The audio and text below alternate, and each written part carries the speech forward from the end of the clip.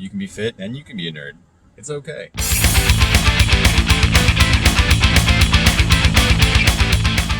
What's up, everyone? It's day 12 of Cut 2 for 2020. There's a few positives come out of this year for sure for me. Is definitely the fact that I've managed to take my weight, fitness, body fat levels, everything to levels I haven't done in my adult life. But anyways, it's Labor Day weekend. Got a cookout today, and I wanted to make sure I got plenty of morning cardio. Still sitting in my car. See the morning here. Right. Also a special day because I'm changing what I'm running in. Just for today, at least.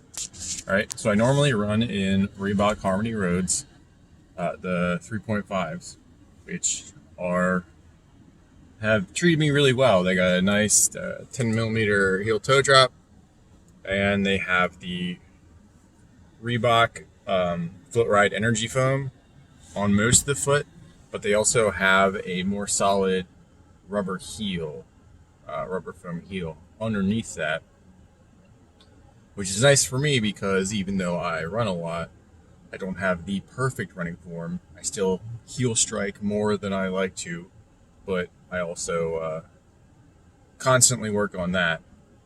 And especially my left leg likes to inward pronate. Just roll into that ankle. So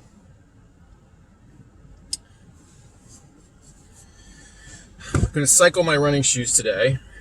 I'm going to try out these new shoes.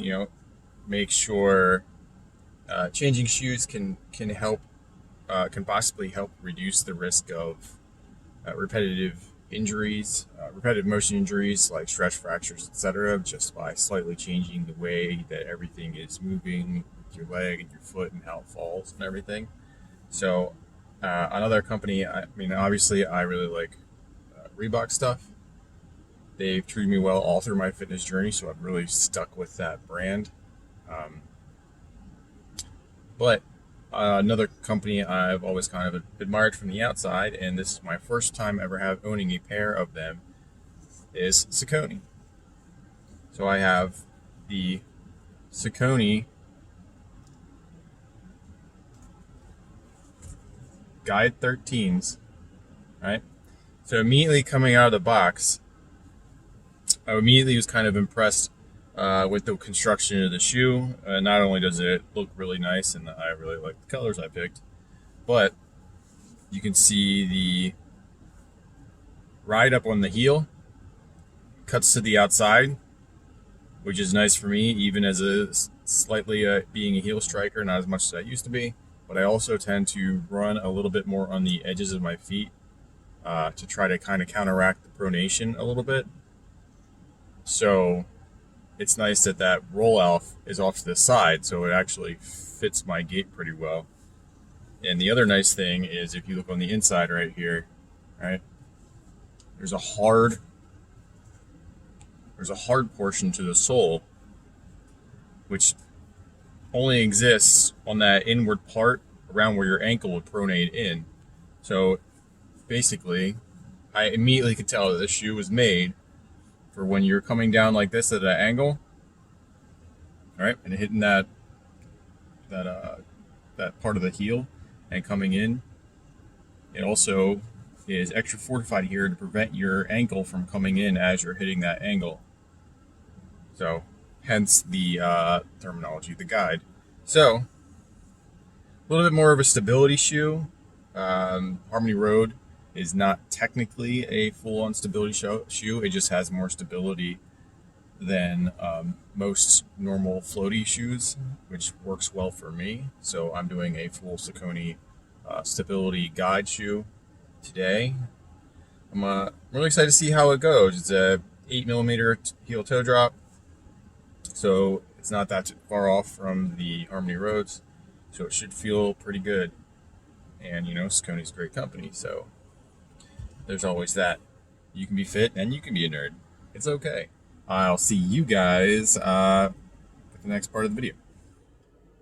What's up, everyone? Day 17 here. This has got to be a quick little update because I'm running a little behind. It's my Friday morning run. Wife's back at work, so to make the time I need to do these morning runs, I have to wake up at 5:45 in the morning, get to the park, hit a run, and get back so she can leave and I can get ready and get the kiddo up and off to daycare. But, you know, is what it is. Yeah, it's not about having time, it's about making time. You know, you just got to make sure you have that priority. It's, as you know, as Nick Bear says, you know, what do you do when you wake up? Do you make, as soon as you wake up, do the hard right instead of the easy wrong? And you know what you should be doing. It's what you dream of yourself doing before you go to bed. And then you know, alarm goes off and you're sleepy and say, F that. Well, you know, you still have the opportunity to make the hard decision right there. To say, you know what, I'm going to get up, get my ass up, brew some coffee, get out on the trail, get on the bike, get in the gym, whatever it is you want to do that's in the morning. And it doesn't have to be physical. This is just about goal setting. Maybe you can't find time in the day to do, you know, the hobbies you dream of. Maybe you want to write. You know, well, there you go. Wake up an extra hour early.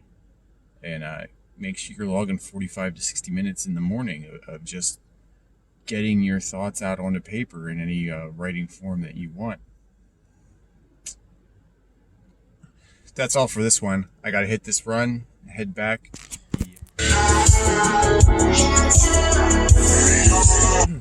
What's up, guys? Just got done the run in the Saucony Guide 13. Wanted to give a quick update. It's my second run in them, and I just wanted to spill my thoughts to you guys about them while it's on my brain and I was just thinking about during the run. So, Saucony 13 guides, they're great shoes.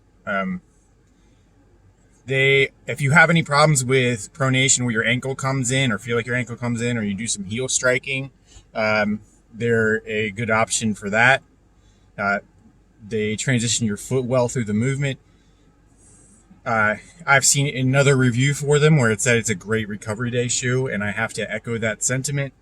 The more I would not recommend the shoe for race day intervals or any day you're trying to push the limits of your pace and really get at it.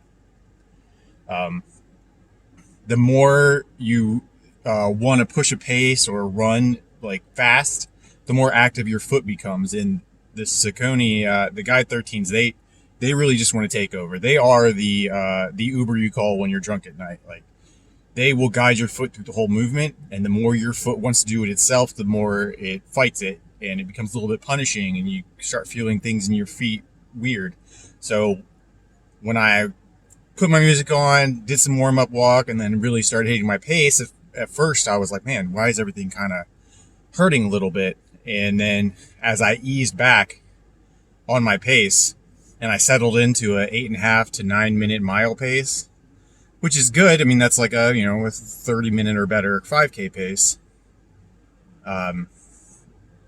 Once it was there and I kind of like settled in back into that pace, like everything felt super smooth. It felt better. Honestly, a slower pace in the Guide 13s felt better than my everyday trainers, which is the Harmony Roads.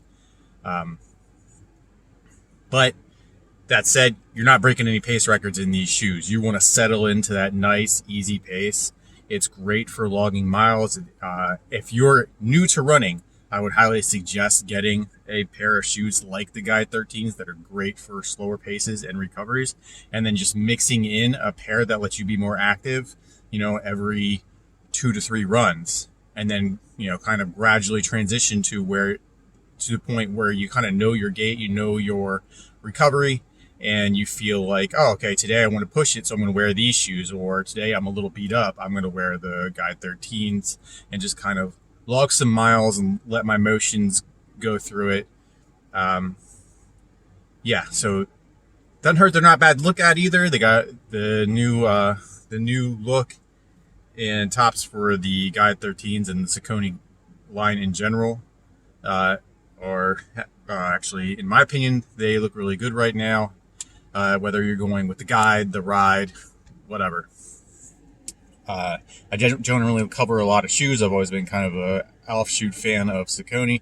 I mainly do Reebok because I got into fitness and all this stuff through CrossFit and then doing some OCR stuff. So that's how I got introduced to the kind of the pleasures of pushing yourself and turning your brain off and just going, and how therapeutic that is. And so I just stuck with what I knew, and what I knew was Reebok. And it just so happened that when I started running a lot more, Reebok had just started getting back into the running game. So now they have the Float Ride Energies, which review great. And I love them for maybe for intervals and just general walking. They're great for that, but I wouldn't use them long distance because I need that little bit of extra heel support that the Harmony Roads give.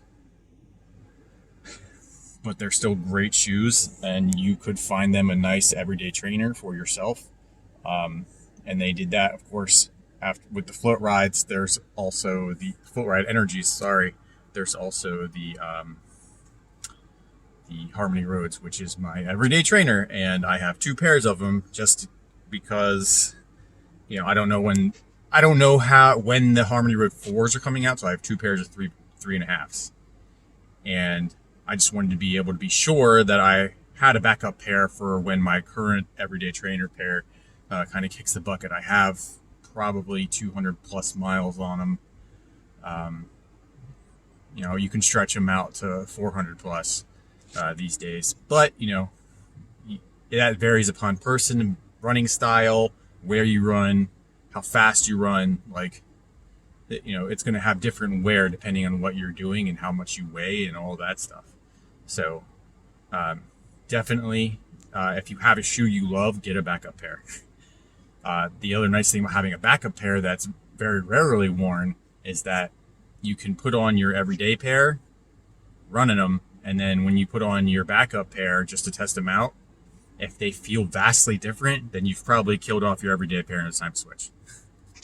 So you have that comparison. All right, guys. That's my thoughts on the Saucony Guide 13, at least for now. I'll probably mix this into the other video, but I wanted to get it in while the thoughts were in my head, and I didn't try to, do this video at a later time and totally forget everything I just thought about and experienced wearing the shoe. Now I've run about 6 miles in it. All right.